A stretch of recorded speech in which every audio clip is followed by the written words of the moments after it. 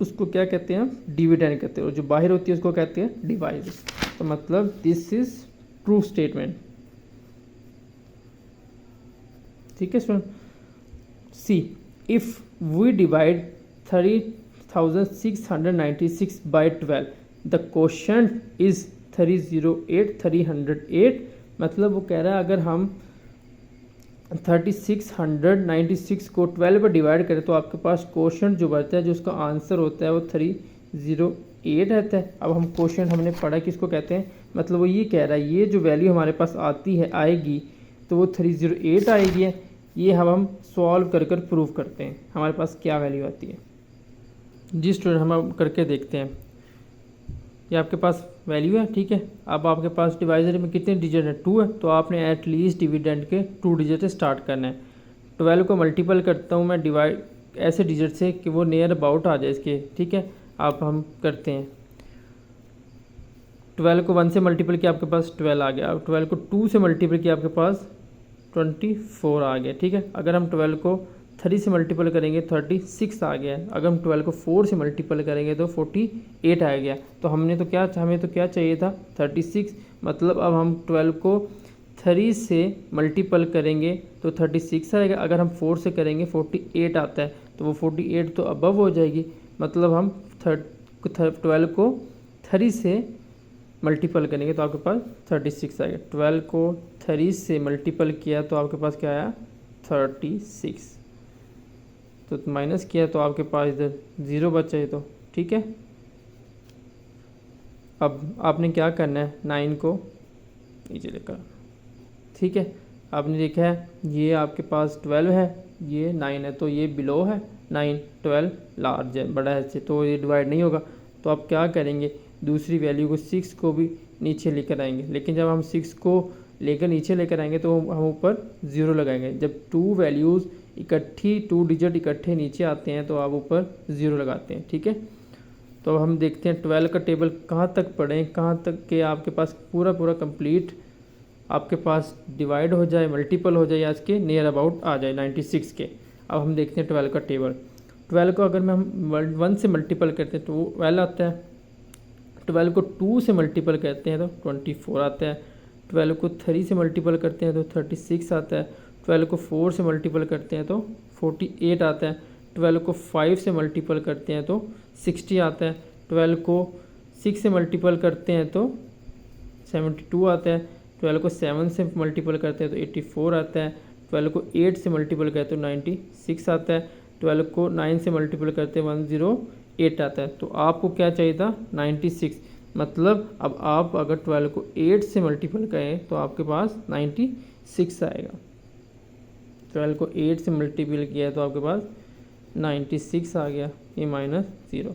तो आपके पास quotient value क्या आई है 308, मतलब उसके अब वो स्टेटमेंट ट्रू है। If divided 3696 by 12 the quotient value is 308, मतलब दिस इज ट्रू वैल्यू। अभी हमने इसको सॉल्व करके देखें तो हमारे पास यही आई है 308। Next, the product of 2 number is 4800, ठीक है। 2 नंबर है, उनका प्रोडक्ट है आपके पास 4800। If 1 number of 100 then the other number will be 480। अगर आपके पास वो कहता है 1 नंबर 100 है तो दूसरा नंबर जो होगा 480 होगा। ये स्टूडेंट हमको सॉल्व करके देखते हैं कि आपके पास दूसरा नंबर क्या होगा। जी स्टूडेंट देखिए, अब हम इसको 4800 को 100 पर डिवाइड करते हैं। आपके पास डिवाइजर में कितने डिजिट हैं 3 है, तो आपने एटलीस्ट 3 डिजिट को डिविडेंड में लेना है। तो आपको मैं 480 होगा 3 डिजिट, तो आपने देखना है 100 का टेबल कहाँ तक पढ़े आपके इसके नियर अबाउट आ जाएगा। अगर मैं 100 को 1 से मल्टीपल करता हूँ तो 100 2 से करता हूँ, 200 3 से करता हूँ, तो 300 4 से मल्टीपल करता हूँ, 400 अगर 5 से मल्टीपल करता हूँ तो 500 था। लेकिन वो 500 480 से अबव हो जाए तो आप क्या करेंगे, इसको 4 से मल्टीपल करें तो आपके पास क्या आएगा 400, ठीक है।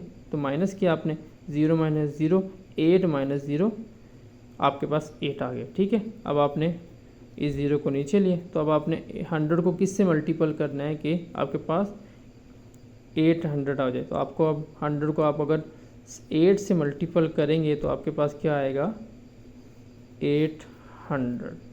ठीक है स्टूडेंट। तो स्टूडेंट आपके पास देखें दूसरा डिजिट कौन सा आता है 48। अगर हम 48 को 100 से मल्टीपल करें तो आपके पास क्या वैल्यू आएगी 4800।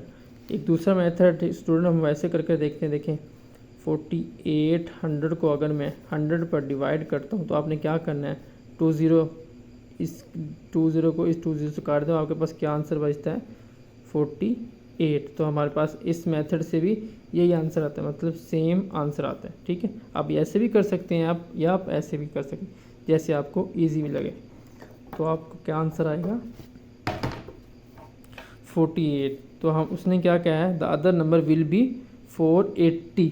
तो मतलब this statement false. Next E 1008 multiple by 35 is 3,50,280। मतलब अगर हम दोनों को वैल्यू को मल्टीपल करें तो आपके पास ये आंसर आता है। अब हम स्टूडेंट्स को सॉल्व कर देखते हैं। जी स्टूडेंट देखें, अब हमने इनको मल्टीपल करना है। 5 का टेबल अगर मैं 5 को 8 से मल्टीपल करता हूँ, मतलब 5 का टेबल आपने 8 तक पढ़ना है, तो कितना आंसर आता है 5 1 jar 5, 5 2 jar 10, 5 3 jar 15, 5 4 jar 20, 5 5 jar 25, 5 6 jar 30, 5 7 jar 35, 5 8 jar 40। तो आपने क्या देखा 5 को अगर हम 8 से मल्टीपल करें तो आपके पास क्या आंसर आता है 80। 5 8 जार 5 8 जार 40, सॉरी 40 आता है। तो आपका 40 का 0 4 कैरी। 5 को 0 से मल्टीपल किया आपके पास 0 प्लस 4 4 आ गया। 5 को 0 से मल्टीपल किया आपके पास 0, 5 को 1 से किया आपके पास। अब आपने 3 को करना है क्रॉस। अब आपको 3 से मल्टीपल, 3 का टेबल आपने 8 तक पढ़ना है। तो आपने क्या देखा है 31 को 8 तक अगर हम पढ़ते हैं 3 8 आर 24, 4 किया आपने तो 2 कैरी। 3 0 जार 0 प्लस 2 2 आ गया आपके पास। 3 0 जार 0, 3 1 जार 3। अब हम इनको ऐड करते हैं 0 4 4 जार 8 2 0 एंड 5 प्लस 0 5 एंड 35। तो आपके पास क्या आंसर आया है 35,280। अब हम इसमें हमारे पास ये क्या आंसर है 3,50,280। तो मतलब ये आपके पास फॉल्स स्टेटमेंट। ठीक है स्टूडेंट।